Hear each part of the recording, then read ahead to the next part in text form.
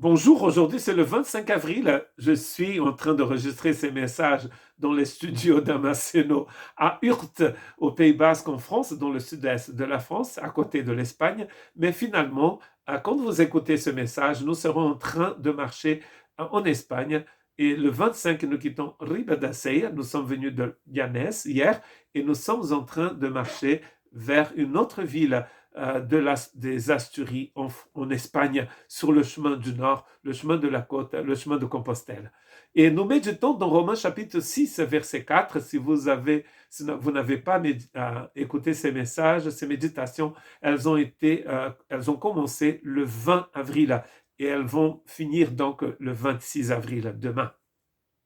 Peut-être il y aura aussi une méditation pour le retour pour le 27.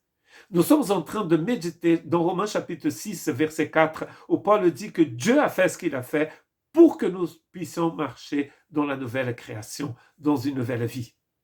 Et il a trois verbes très importants dans Romains chapitre 6. Il faut savoir, il faut considérer, il faut se donner. Qu'est-ce qu'il faut savoir? Qu'est-ce qu'il faut considérer?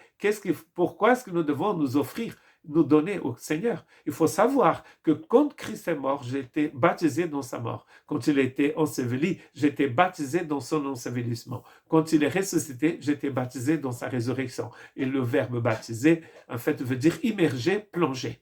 J'ai été plongé dans sa mort, dans son tombeau, dans sa résurrection. Et par la suite, nous avons vu qu'avant nous étions esclaves du péché, nous sommes par la suite, en fait, devenus esclaves de la justice de Dieu.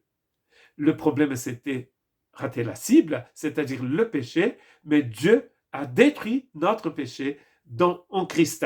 Et donc, le 25 avril, nous méditons sur les fruits de l'Esprit Saint en nous. Quels fruits portiez-vous? Parce que hier, nous avons vu que Paul dit, lorsque vous étiez esclaves du péché, vous étiez libres à l'égard de la justice de Dieu. Mais quel fruit portiez-vous? Nous allons voir à la fin de l'épître que le salaire du péché, c'est la mort. Donc tous les fruits qui ne sont pas dans la justice de Dieu sont des fruits de la mort. Des fruits dont vous rougissez aujourd'hui, il dit aux Romains, car la fin de ces choses, c'est la mort. Déjà, il le dit ici dans le verset 21. La fin de ces choses, c'est la mort. Mais maintenant, étant affranchi du péché, ce n'est pas la première fois qu'il utilise ce verbe affranchir, est devenu esclave de Dieu. Avant, il a dit esclave de la justice. Donc, ça veut dire qu'esclave de la justice, c'est esclave de Dieu.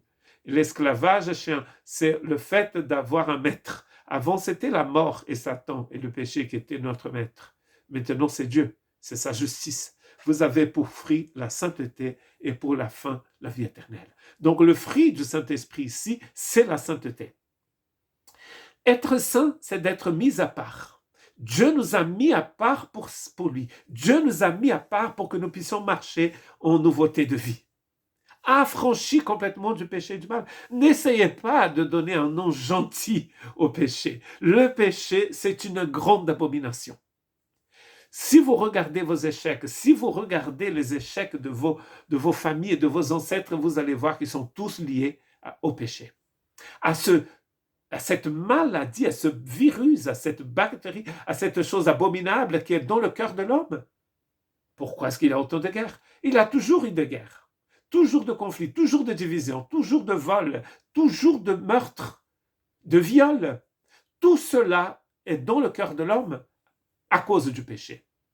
Affranchi du péché pour avoir ce fruit ici.